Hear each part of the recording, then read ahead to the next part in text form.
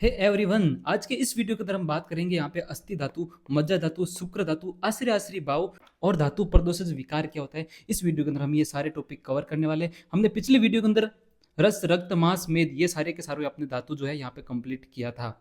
तो हम शुरू करते हैं अस्थि धातु के बारे में। तो इसका परिचय है कि शरीर की ये क्या है, पांचवी धातु है। जो सबसे कठोरतम धातु है वो अपना कौन सा है, अपना अस्थि धातु है। स्थान क्या है इसका, कि शरीर का जो आंतरिक ढांचा बनाता है वो क्या है, अस्थि है। इसकी उत्पत्ति है अस्यते छिप्यते इति अस्थि। इसकी निरुक्ति का मतलब क्या है, जो फेंका जाए वही अपना अस्थि होता है। आपको बस ऐसे याद रखना है इसको, इसका कुछ भी मतलब नहीं है। जिस प्रकार वृक्ष अपने सार भाग की सहायता से दृढ़ता पूर्वक खड़े रहता है, उसी प्रकार अस्थि जो है शरीर को यहाँ पे खड़ा रखती है। ये लाइन इंपॉर्टेंट है, ये आपको यहाँ पे मेंशन करनी है। ओके, इसका पर्याय क्या है, हार्ड, कीकस, कुल्य। इंपॉर्टेंट है यहाँ पे आपको जो है एमसीक्यू देखने को मिल सकता है, इंपॉर्टेंट है। ओके, उसके बाद अन्य भी यहाँ पे दे रखा है, जैसे मेदोजा है, मेदो तेजा है, सार है, करकरा है। आपने यदि मेरा फर्स्ट वीडियो देखा है तो आपको उसमें पैटर्न पता चलेगा, इसलिए फर्स्ट वीडियो के बिना आपको ये सेकंड वीडियो समझ में नहीं आने वाला। कुछ इसमें पैटर्न अलग है, फर्स्ट वीडियो में कुछ अलग था, आपको यहाँ पे दोनों मिक्स करके अच्छे से वहाँ पे लिख के आना है। मैंने इसलिए इसमें थोड़ा सा अलग रखा है। अस्थि धातु जो होती है यहाँ पे पृथ्वी महाभूत, वायु महाभूत और अग्नि, तीन जो है पंचभौतिक संगठन इसका देखने को मिलता है। इसका जो प्रॉपर्टी की बात करते हैं, इसके गुण के बारे में बात करते हैं, तो इसका मुख्य जो गुण होता है वो खरता होता है, यानी कि खरता जो होता है, रफनेस जो होता है, वो उसका मुख्य गुण है। अन्य गुण उसमें कठोर, स्ट्रॉन्ग, शुष्क होता है, रुक्ष देखने को मिलता है। इसका यहाँ पे श्लोक भी दे रखा है, अस्थि पृथ्वी अनिल नात्मक, है ना। अस्थि पृथ्वी जो है, अस्थि जो होता है पृथ्वी अनिल नात्मक होता है। अस्थि में पृथ्वी और वायु महाभूत की प्रधानता देखने को मिलती है। यहाँ पे इसमें अग्नि महाभूत भी होता है, बट इसमें जो महाभूत की प्रधानता होती है वो अपना पृथ्वी महाभूत और यहाँ पे वायु महाभूत देखने को मिलता है। ये इसका यहाँ पे श्लोक भी है। अस्थि धातु के कार्य की अपन बात करते हैं, तो यहाँ पे इसमें फंक्शन दे रखा है। मैंने यहाँ पे फर्स्ट में अच्छी तरीके से आपको फंक्शन समझाया कि किस पैटर्न से आपको लिखना है। सबसे पहले तो जो मेन श्लोक है फंक्शन का, वो आपको अच्छी तरीके से लिखना है। उसके बाद उसका प्रधान कर्म कौन सा है, जो अस्थि का है, जो उसे धारण है, सपोर्ट करना है, होल्डिंग द बॉडी है, ये आपको इसका मेन कर्म है। अन्य कर्म कौन सा है, उत्तर धातु यानी कि मज्जा धातु का यहाँ पे पोषण प्रदान करना, मज्जा धातु का यहाँ पे निर्माण करना। धातु मल, केस, लोम और नख का यहाँ पे पोषण करने का कार्य ये जो अस्थि करती है। इसका विशिष्ट कर्म भी है, कुछ स्पेसिफिक कर्म भी होते हैं, जैसे कि मांसपेशियों को जोड़, अटैचमेंट प्रभावित करना, मर्म अंगों की बाहरी आघातों से यहाँ पे रक्षा करना। अस्थि जो होती है, ये कंकाल होता है। ये कंकाल जो होता है ये क्या करता है, ये एक प्रकार का प्रोटेक्शन का काम करता है। बॉडी के जो भी इंटरनल ऑर्गन है, जो भी वाइटल ऑर्गन है, उसको यहाँ पे प्रोटेक्शन प्रोवाइड यहाँ पे करता है। यहाँ पे हम संख्या की बात करते हैं, तो अस्थियों की संख्या विभिन्न आचार्यों ने विभिन्न बताया है। चरक के अकॉर्डिंग जो यहाँ पे 360 है। सुश्रुत ने यहाँ पे कितने बताइए, 300 बताइए। कैसे याद रखना, सुश्रुत यहाँ पे सर्जरी करते थे तो उनको पता लग गया कि दांत वगैरह जो होते हैं वो अस्थि नहीं होते हैं, इस प्रकार से उन्होंने यहाँ पे कम कर दिए। और अष्टांग संग्रह यहाँ पे क्या बोलते हैं कि 348 है, और आधुनिक मॉडर्न के अकॉर्डिंग जो है यहाँ पे 206 यहाँ पे देखने को मिलती है। इस प्रकार से ये अस्थियों की संख्या आपको याद रखनी है, यहाँ से एमसीक्यू भी देखने को मिल सकता है। इसके बाद है अस्थि व स्रोतस एवं धातु निर्माण किस प्रकार से होता है। अस्थि व स्रोतस का मुख्य कार्य क्या है, यहाँ पे अस्थि को जो यहाँ पे पोषण प्रदान करना। किसी भी स्रोतस का मुख्य कार्य वही होता है कि वो उस धातु को यहाँ पे पोषण प्रदान करती है। ओके, जो चैनल होता है, चैनल फॉर ट्रांसफॉर्मेशन ऑफ पोषक अस्थि टू स्थायी अस्थि, जो भी स्थायी अस्थि बन रही है, जो भी अस्थि अपना फाइनल प्रोडक्ट बन रहा है अस्थि, उसको यहाँ पे पोषण प्रदान करना यहाँ पे अस्थि व स्रोतस का काम होता है। तो इसका स्रोतस मूल क्या है, मेद धातु तथा जगन प्रदेश होता है, इसका मूल प्रदेश होता है। ये चरक के अनुसार है। सुश्रुत ने अस्थि व स्रोतस का यहाँ पे कोई भी मूल स्थान नहीं बताया है। सुश्रुत ने यहाँ पे कोई भी मूल स्थान नहीं बताया, ये आपको ध्यान रखना है। इसका निर्माण काल चरक ने यहाँ पे 6 बताया, सुश्रुत ने यहाँ पे 20 दिन बताया। हमने यहाँ पे इसको भी अच्छी तरीके से फर्स्ट वीडियो में यहाँ पे देखा था। और मैंने यहाँ पे प्लास्टर का भी यहाँ पे एग्जाम्पल देके आपको समझाया था। जो अपन मॉडर्न टाइम में हम प्लास्टर कर रहे हैं यदि फ्रैक्चर के अंदर, तो 21 दिन का क्यों रखते हैं, मैंने सारा कॉन्सेप्ट फर्स्ट के अंदर यहाँ पे क्लियर किया था। इसके बाद जो पोषक अस्थि धातु होता है वो मेद प्लस अस्थि अग्नि, और अग्नि और वायु यहाँ पे मिलके जो यहाँ पे इसको 2 पार्ट के अंदर डिवाइड करती है। ये सारा का सारा यहाँ पे पाचन देखने को मिलता है कि किस प्रकार से यहाँ आगे का फॉर्मेशन होता है। तो प्रसाद अंश बनता है अपना स्थूल भाग, जो अस्थि धातु का निर्माण होता है। और भी यहाँ पे सूक्ष्म भाग बनता है, जैसे उत्तर धातु मज्जा का यहाँ पे अंश का निर्माण होता है। कीट अंश के अंदर यानी कि मल क्या बनते हैं, अपना नख, केस और रोम। नख, केस और रोम यहाँ पे मल देखने को मिलते हैं अस्थि के, ये आपको याद रखने हैं। आगे देखते हैं अस्थिसार पुरुष के लक्षण क्या होते हैं। तो अस्थिसार के जो पुरुष होते हैं वो अति उत्साही होते हैं, क्रियाशील होते हैं, क्लेश सहन करने वाले होते हैं, दीर्घायु वाले होते हैं, है ना। और भी देखो आप यहाँ पे मैंने मेंशन किया है कि उसका सिर जो है बड़े आकार का होता है। उसका चिबुक यानी कि जो चिन्ह होते हैं, जो दांत होते हैं वो बड़े पुष्ट होते हैं। संधियां जो होती है, जो जॉइंट्स होते हैं, यहाँ पे आप उसको सुदृढ़ एकदम मजबूत देखने को मिलेंगे। जो नाखून होते हैं वो यहाँ पे मजबूत देखने को मिलते हैं। और जो स्कैपुला होती है वो अपनी बड़ी होती है, लार्ज होती है। अग्र बाहु यानी कि जो फोर आर्म होता है वो भी यहाँ पे बड़ा देखने को मिलता है। गुल्फ, घुटना, एड़ी, ये सब के सब यहाँ पे बड़े और सुदृढ़ देखने को मिलते हैं। ये सारा पॉइंट आपको यहाँ पे अस्थिसार पुरुष के लक्षण के अंदर मेंशन करना है। इंपॉर्टेंट भी है, यहाँ पे हो सकता है कि इस बार पूछ ले आपकी यूनिवर्सिटी के अंदर, इसलिए इसको अच्छे से यहाँ पे करके जाना।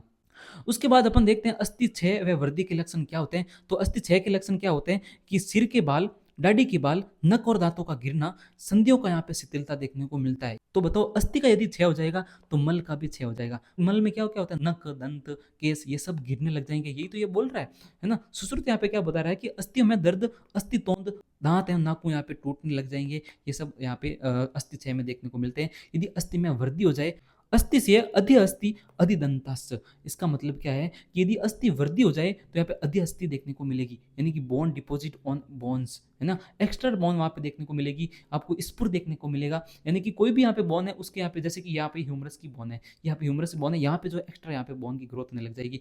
कोई भी बोन हो यहाँ पे उसकी जो एक्स्ट्रा ग्रोथ देखने को मिलेगी, उसी को अपन बोलते हैं अधिअस्थि। अधिदंत क्या होता है कि एक से ज्यादा दांत आ जाना, कभी कभी होता है ना कि छोटे बच्चों के अंदर जो है एक दांत होता है, उसके पीछे एक और उग जाता है, एक और निकल जाता है, इस प्रकार से वो अधिदंत देखने को मिलता है, उसी को बोलते हैं अपन अधिदंत। एक्स्ट्रा जो टीथ होता है उसी को अपन अधिदंत बोलते हैं। उसके बाद अपन बात करते हैं मज्जा धातु का। तो मज्जा धातु का यहाँ पे इंट्रोडक्शन आपको करा दूं कि इसका परिचय 6 धातु देखने को मिलता है, 6 नंबर का ये धातु है और ये बोन के अंदर देखने को मिलता है।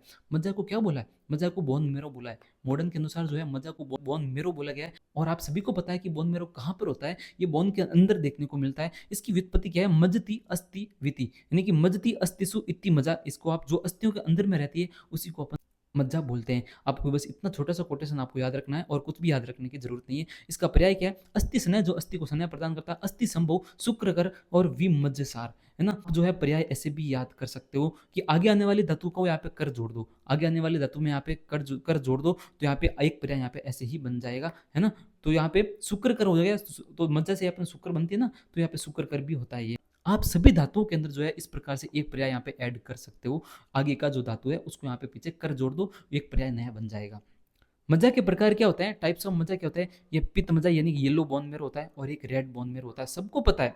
ये बड़ी अस्थियों के अंदर लार्ज बोन के अंदर कौन सी होता है, अपना येलो बोन मेरो देखने को मिलता है, और येलो मेरो इसको बोलते हैं मॉडर्न के अकॉर्डिंग। और छोटी अस्थियों के अंदर यहाँ पे रेड बोन मेरो यहाँ पे देखने को मिलता है, ये भी आपको मेंशन करना है एग्जाम के अंदर। और मज्जा के गुण क्या होते हैं, इसका प्रमाण एक अंजलि देखने को मिलता है, सभी प्रमाण का वीडियो यहाँ पे अपलोड है, आप इजीली वहाँ पे देख सकते हो जाके। इसका स्थान क्या है कि यहाँ पे बड़ी अस्थियों के अंदर देखने को मिलता है, और कपाल, स्कल या ब्रेन के अंदर देखने को मिलता है। इसके गुण है कि स्निग्धा होता है, सौम्य होता है और जल समान होता है। यहाँ पे मज्जा जो होता है ये चिकना चिकना आपको देखने को मिलेगा, इसी को अपन मज्जा बोलते हैं। जो हड्डी के अंदर जो होता है, वो बोन के अंदर जो उपस्थित होता है उसी को अपन मज्जा बोलते हैं। इसका मेन काम क्या है, अस्थियों का पूर्ण करना। पूर्ण मतलब क्या है, फिलिंग द मेरो कैविटी, यानी कि जो भी बोन के अंदर जो कैविटी है, जो भी बोन के अंदर कैविटी है उसको यहाँ पे फिलिंग करना, उसको भरना, इसका यहाँ पे पूर्ण काम बोलते हैं। इसको आयुर्वेद में क्या बोला है, इसको पूर्ण बोला है, और मॉडर्न के अपन इसको बोलते हैं फिलिंग द मेरो कैविटी, है ना। इसका यह प्रधान कर्म हो गया। इसके अन्य कर्म क्या है कि उत्तर धातु यानी शुक्र का पोषण करना, शरीर में बल वगैरह प्रोवाइड करना, शरीर को स्निग्धता प्रदान करना, इसका अन्य काम देखने को मिलता है।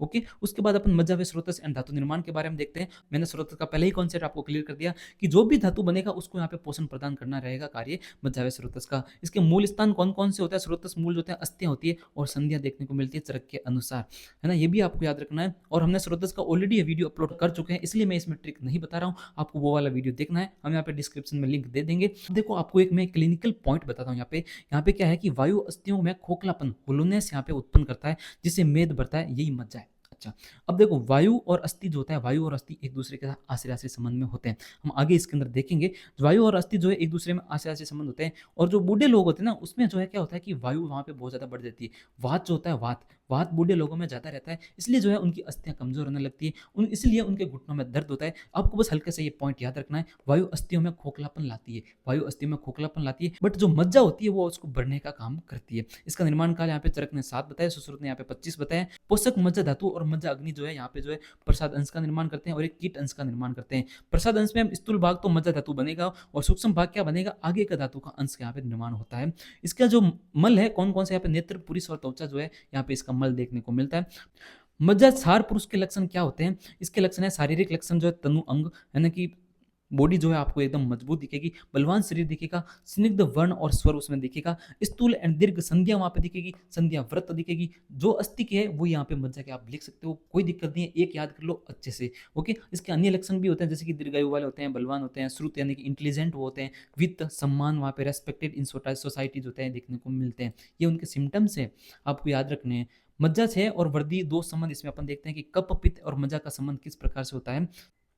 मज्जा कप का आश्रय स्थान है। सुश्रुत टीकाकार डलन के अनुसार पित्त का भी आश्रय है। ये आपको पॉइंट याद रखना है। आपकी यूनिवर्सिटी में ये नहीं पूछा जाएगा। अभी जो है यूजी के लेवल पे ये वाला पॉइंट नहीं पूछता है, बट आपको पीजी के लेवल पे मैं आपको बता रहा हूँ, इसलिए आपको याद रखना है। मज्जा और कफ का यहाँ पे आश्रय आश्रय संबंध होता है, लेकिन सुश्रुत क्या बोलते हैं कि पित्त का भी आश्रय आश्रय संबंध मज्जा के साथ देखने को मिलता है। ये आपको याद रखना है। अच्छा, मज्जा से और मज्जा वृद्धि अपन देखते हैं। तो मज्जा से अस्थियों का दुर्बल होना, अस्थियों में शून्यता प्राप्त होना, भ्रम होना, तिमिर दर्शन होना। तिमिर दर्शन का मतलब क्या है? Feeling of darkness of in front of eye, यानी कि आपके आंखों के सामने अंधेरा छा जाना। ये मज्जा 6 के लक्षण है। मज्जा वृद्धि के लक्षण क्या है? नेत्र में अंगों में वहां पे भारीपन देखने को मिलेगा। संधियों में कष्टदायक अरुचि देखने को मिलेगा, यानी कि पेनफुल नोडुल्स एट जॉइंट्स आपको यहाँ पे देखने को मिल सकता है। ये मज्जा वृद्धि के यहाँ पे लक्षण है। अब हम देखते हैं शुक्र धातु के बारे में। तो शुक्र धातु का परिचय आपको करा दूं कि ये 7वीं धातु देखने को मिलती है, और जो फाइनल धातु होती है वो शुक्र धातु ही होता है ना। मज्जा से ये इसका निर्माण होता है। मॉडर्न के अंदर जो सीमेन होता है, सीमेन को ही अपना क्या बोला है? शुक्र धातु बोला है। अच्छा, इसकी निरुक्ति अपन देखते हैं। सूच प्लस प्रत्यय रक्त में यहाँ पे शुक्र का निर्माण होता है। सोचित सूचिते वीर्यते विक्रांति, ये आपको याद रखना है। इसकी व्युत्पत्ति, इसकी जो निरुक्ति होती है वो सोचित सूचिते वीर्यते विक्रांति होती है। ये आपको श्लोक याद रखना है ना। इसके बाद उसका स्थान होता है पूरा शरीर में, होल बॉडी के अंदर ये देखने को मिलती है। जिस प्रकार गन्ने में रस, दही में घी, तिल में तेल रहता है, उसी प्रकार शुक्र जो है पूरे शरीर में व्याप्त रहता है। शुक्र का स्थान क्या है? तो शुक्र जो है पूरे शरीर के अंदर व्याप्त रहता है। आपकी पूरी बॉडी के अंदर जो है शुक्र का स्थान देखने को मिलता है।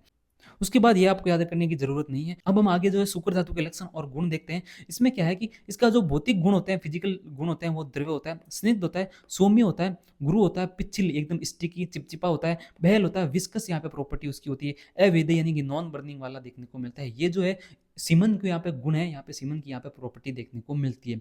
यहाँ पे सेंसरी जो प्रॉपर्टी है इसकी, इसका कलर जो होता है वो शुक्ल वर्ण का होता है। इंपॉर्टेंट है, बहुत ज्यादा यहाँ पे इंपॉर्टेंट है। कभी कभी सीधा यहाँ पे क्वेश्चन आ जाता है, एमसीक्यू भी देता है। शुक्ल व्हाइट कलर का देखने को मिलता है। स्फटिक फिटकरी के समान जो है इसका यहाँ पे देखने को मिलता है। जो एलम होती है, जो फिटकरी होता है, उसके समान ये दिखता है। मधु या घृत के समान इसका यहाँ पे देखने को मिलता है। मधु या घृत के समान भी देखने को मिलता है। इसकी गंध होती है मधु के समान होती है। इसकी गंध कैसे होती है? मीठे मीठे मधु के समान देखने को मिलती है। इसका रस जो होता है वो मधुर होता है, ये मीठा देखने को मिलता है ना। इसका वर्ण जो होता है शुक्ल कलर का होता है। इसका गंध जो होता है मधु के समान होती है। इसका जो रस होता है वो मधुर देखने को मिलता है यहाँ पे। इसका प्रमाण क्या है? अर्ध अंजलि। आपने आयुर्वेद के अंदर अर्ध अंजलि बताया है, बट मॉडर्न कहता है कि इतना नहीं होता है। 2 से 4 ml, 2 से 4 ml यहाँ पे पर इजेकुलेशन देखने को मिलता है।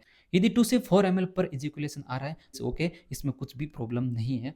शुक्र धातु के कार्य और स्रोतस अपन देखते हैं। इसका जो प्रधान कार्य क्या होता है? गर्भ उत्पादन करना होता है। आपको सबसे पहले बड़े वाला श्लोक लिखना है, उसके बाद प्रधान क्रम यहाँ पे मेंशन करना है, गर्भ उत्पादन यहाँ पे लिखना है। अन्य क्रम होता है धैर्य, चेवन यानी कि सेक्सुअल इंटरकोर्स यहाँ पे ये करवाता है। प्रीति अट्रैक्शन करवाता है। देह बल फिजिकल स्ट्रेंथ भी प्रोवाइड करता है। हर्षता भी ये प्रोवाइड करता है। ये अन्य क्रम देखने को मिलता है, बट इसका मुख्य क्रम क्या है? रिप्रोडक्शन। आपको संतान उत्पत्ति जो है, गर्भ उत्पाद करने का कार्य जो होता है वो शुक्र का देखने को मिलता है। शुक्र व स्रोतस क्या होता है कि चरक ने यहाँ पे वर्षण एवं सेप यहाँ पे इसका मुख्य स्थान बताया है। सुश्रुत बोलता है कि नहीं, स्तन के अंदर भी होता है और वर्षण के अंदर भी देखने को मिलता है। ये 2 यहाँ पे स्थान बताइए, आपको याद रखना है। उसके बाद अपन शुक्र धातु का निर्माण किस प्रकार से होता है? जो भी पोषक शुक्र धातु है उस पे यहाँ पे शुक्र अग्नि की क्रिया होती है। यहाँ पे इसकी क्रिया होगी तो यहाँ पे 2 पार्ट यहाँ पे निर्माण होता है। एक होता है प्रसाद अंश का निर्माण होता है और एक किट अंश का निर्माण होता है। प्रसाद अंश जो होता है वो स्थूल भाग यहाँ पे शुक्र का धातु का निर्माण होता है। शुक्र धातु का निर्माण होता है, कोई भी मल नहीं बनता है। शुक्र धातु का कोई मल बनता ही नहीं है, यानी कि जो भी आपका पोषण यहाँ पे पहुंचेगा पूरा का पूरा हुए शुक्र धातु का निर्माण करेगा। की पॉइंट यहाँ पे है कि ये 7 कलाओं में से अंतिम कला है, इसी कारण से शुक्र धातु भी पूरे शरीर में व्याप्त रहता है ना। 7 कलाओं में सबसे लास्ट वाली कला कौन सी? शुक्रधारा कला है, वो है पूरे शरीर में व्याप्त रहती है। इसलिए जो शुक्र धातु भी है पूरे शरीर के अंदर व्याप्त रहता है।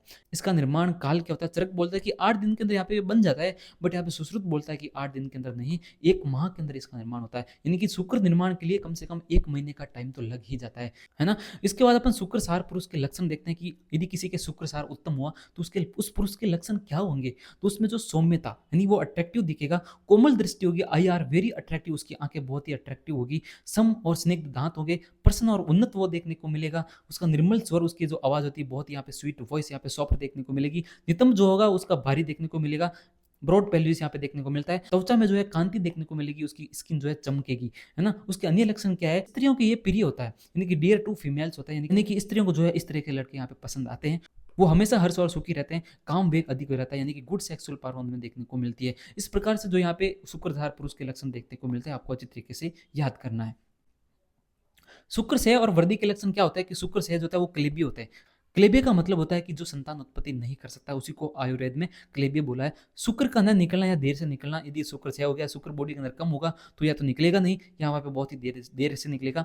शुक्र के साथ यहाँ पे रक्त भी आ सकता है, ब्लीडिंग भी देखने को मिल सकती है, यहाँ पे टेस्टिस में यहाँ पे दर्द भी देखने को मिलेगा, धुएं निकलने जैसी अनुभूति देखने को मिलेगी। ऐसा लगेगा कि वहाँ पे जो है धुआं निकल रहा है ना। शुक्र क्षय हो गया तो ऐसा लगेगा कि वहाँ पे जो है धुआं धुआं यहाँ पे हो रहा है। इसलिए क्षय और शुक्र एंड शुक्र वृद्धि क्या है, अति स्त्री काम्यता देखने को मिलेगी, यानी कि किसी के अंदर यहाँ पे शुक्र की वृद्धि होगी, शुक्र ज्यादा बहुत ज्यादा बन रहा है तो यहाँ पे स्त्री कामत्व यहाँ पे बढ़ जाएगा, यानी कि उसको बहुत ही सेक्स करने की यहाँ पे डिजायर वहाँ पे पैदा हो जाएगी। उसके बाद शुक्र अस्मरी जो है, जो सेमिनल कैलकुलस देखने को मिलेगा, यानी कि शुक्र की अस्मरी बन जाएगी, शुक्र की अस्मरी बन जाएगी। अस्मरी मतलब क्या है, स्टोन बन जाएगा, पत्थर बन जाएगा ना, स्टोन बन जाएगा, वो शुक्र अस्मरी इसको बोलते हैं। इसके बाद जो है अपना आश्रय भाव को यहाँ पे कंप्लीट करते हैं। इसमें क्या है कि आचार्य वाग्भट ने दोषों का धातु व मल आदि के साथ आपसी प्रकार का यहाँ पे संबंध बताया। आचार्य वाग्भट बोलते हैं कि दोष जो है धातु और मल के साथ यहाँ पे आश्रय आश्रय संबंध के अंदर रहते हैं। अब मैं आपको इसको बिल्कुल यहाँ पे इजी वे में आपको इस डायग्राम के साथ में समझाता हूँ कि जो भी मैं अपने घर का निर्माण कर रहा हूँ, जो भी पत्थर वगैरह सीमेंट वगैरह लग रही है वो अपना क्या है, धातु और मल है। जो भी यहाँ पे लग रहा है, छत वगैरह बन रही है, वो अपना धातु और मल है। और जो भी उसके अंदर रह रहा है वो यहाँ पे क्या है, दोष है। जो भी रह रहा है वो अपना दोष है, उसको यहाँ पे आश्रय बोला है। और आश्रय कौन है, यहाँ पे धातु और मल है ना। इसी से आपको समझना है, दोष अपने समान गुण वाले धातु मल में ही आश्रय से लेकर स्थित रहते हैं। दोष अपने समान गुण वाले धातु या मल में ही आश्रय लेकर वहां पे स्थित रहते हैं। ओके, उसके बाद अपना इसका देखते हैं कि दो जो वात पित्त और कफ के बारे में देखते हैं। जो वात होता है वो अस्थि के साथ आश्रय से संबंध में रखता है। पित्त जो होता है वो रक्त और कौन सा मल है, स्वेद। पित्त जो है रक्त और स्वेद मल के साथ यहाँ पे आश्रय से संबंध में रहता है। कफ जो है रस, मांस, मेद, मज्जा, शुक्र, मूत्र और पुरुष। जो भी पीछे मल बचा है, जो भी पीछे जो धातु बची है वो अपना कफ के साथ आश्रय संबंध में देखने को मिलता है। यहाँ पे एक स्पेशल पॉइंट है कि वात अस्थि का विशिष्ट आश्रय भाव देखने को मिलता है। किस प्रकार से होता है कि सामान्य नियम क्या है कि आश्रय की वृद्धि होने पर आश्रय धातु की भी वृद्धि होती है, यानी कि सारे के सारे जो भी ये दोनों है, ये जो पित्त और कफ है, ये अपने एक दूसरे का अपना प्रोपोर्शनल है। ओके, बट यहाँ पे एक्सेप्शन किसका है, वात और अस्थि का जो संबंध होता है वो अलग देखने को मिलता है, इन्वर्सली प्रोपोर्शनल देखने को मिलता है। इसके अंदर क्या होता है कि यदि वात बढ़ गई तो अस्थि वहाँ पे कम हो जाएगी, यदि अस्थि बढ़ गया तो अपना वात वहाँ पे कम हो जाएगा। इस प्रकार से ये जो इन्वर्सली प्रोपोर्शनल देखने को मिलता है ये आपको याद रखना है। वात की वृद्धि होने पर अस्थि धातु यहाँ पे 6 देखने को मिलता है, यानी कि मैंने आपको ऊपर बताया है कि बूढ़े लोग होते हैं उनमें क्या होता है कि वात की वृद्धि हो जाती है। वात की वृद्धि हो जाएगी तो यहाँ पे क्या हो जाएगा, अस्थि धातु यहाँ पे 6 हो जाएगा। तो अस्थि धातु के 6 के कारण वहाँ पे उनको बहुत ज्यादा बूढ़ों के अंदर वहाँ पे पेन देखने को मिलता है, बूढ़े लोगों के अंदर जो है पेन देखने को मिलता है। वात का संबंध होने पर अस्थि धातु की वृद्धि होती है, ये आपको याद रखना, दोनों इन्वर्सली प्रोपोर्शनल है। अब मैं आपको धातु प्रदोष विकार के बारे में आपको हल्की सी इंफॉर्मेशन दे दूं। इसमें क्या होता है कि रोगों की चिकित्सा में आश्रय आश्रय भाव और धातु विकारों का ज्ञान अत्यंत आवश्यक है। हमने जो आश्रय आश्रय वहां पे क्यों देखा, हमने इसलिए देखा कि अपन को पता लग जाएगा कि अस्थि धातु का क्षय हो रहा है तो मतलब कि वात की वृद्धि हो रखी है, तो अपन यहाँ पे वात सामक वहां पे चिकित्सा करेंगे, वात सामक चिकित्सा करेंगे। ओके, इस प्रकार से पित्त और कफ के अंदर भी चिकित्सा देखने को मिलती है। यदि वहाँ पे रक्त बढ़ गया मतलब कि पित्त भी बढ़ गया, इसलिए अपन को यहाँ पे पित्त सामक अपन औषधि देंगे तो यहाँ पे रक्त वहाँ पे ऑटोमेटिक कम हो जाएगा, स्वेद भी ऑटोमेटिक वहाँ पे कम हो जाएगा। इस प्रकार है ये तो जो है दो यहाँ पे प्रोपोर्शनल देखने को मिलता है, बट वात और अस्थि जो है एक दूसरे से इन्वर्स प्रोपोर्शनल है। ये आपको क्लिनिकल में बहुत इंपॉर्टेंस वहाँ पे देखने को मिलता है इसका, इसलिए इसको यहाँ पे याद रखना बहुत ज्यादा जरूरी है। तो यहाँ पे रस धातु से यहाँ पे कौन कौन से विकार यहाँ पे उत्पन्न हो सकते हैं, तो अश्रद्धा यानी कि एनोरेक्सिया, खाने की कुछ भी इच्छा नहीं होना, अरुचि, ज्वर, यहाँ पे फीवर देखने को मिल सकता है, पांडु एनीमिया यहाँ पे हो सकता है, रक्त के अंदर प्रदोषित विकार जैसे कि कुष्ठ, स्किन डिजीज हो सकती है, विसर्प यहाँ पे शरीर में यहाँ पे लाल लाल चकते हो सकते हैं, कामला यानी कि जॉन्डिस इसको देखने को मिलता है, मांस के अंदर अबूर्द यानी कि ट्यूमर, गलगंड यानी कि गोइटर, अधिमांस यानी मांस की वृद्धि वहाँ पे हो जाएगी, मेद से प्रमेय यानी कि डायबिटीज हो सकता है, स्थूल्य ओबेसिटी वहाँ पे देखने को मिल सकती है, अस्थि में अध्यस्थि और अधिदंत देखने को मिल सकता है, मज्जा में ब्रह्म वर्टिगो यानी कि चक्कर आना, मूर्छा यानी कि फेंटिंग, तिमिर दर्द यानी कि आंखों के सामने यहाँ पे काला काला पूरा दिखाई देना, शुक्र मतलब कि क्लेबिया, क्लेबिया का मतलब मैंने आपको बताया ना कि शुक्र संतान उत्पत्ति नहीं कर सकता, बंधते यहाँ पे इनफर्टिलिटी भी देखने को मिलती है। इन दोनों के अंदर बहुत अंतर है, बट अपन को इतना ही समझना है इस लेवल पे कि क्लेबिया का मतलब और बंधते का मतलब अपना शुक्र से है। ओके, आपको इससे ज़्यादा पढ़ने की ज़रूरत बिल्कुल भी नहीं है, इतना पढ़ लो सफिशिएंट है, इतना पढ़ लो सफिशिएंट है, बहुत है। मैंने यहाँ पे इसका चार्ट भी दे दिया है, मैंने पूरा समझा भी दिया है और अपना रिवीजन भी इसमें कंप्लीट हो चुका है, पूरा यहाँ पे रिवीजन मैंने करा दिया है। आपको अच्छे से यहाँ पे प्रिपरेशन करनी है और जो भी इस वीडियो को देख रहा है आपको इस चैनल को सपोर्ट करना है, आपको 5K यहाँ पे कंप्लीट करवाना है। 5K का यहाँ पे पूरी टीम हमारा वेट कर रही है, आपका एक सपोर्ट जो है हमारे 5K को यहाँ पे नज़दीक लेके जाएगा, इसलिए आपको यहाँ पे सपोर्ट करना है। एक सब्सक्राइब आपका तो बनता है ताकि आप और हम जो है साथ में मिलकर जो है इसको सेलिब्रेट कर सकें।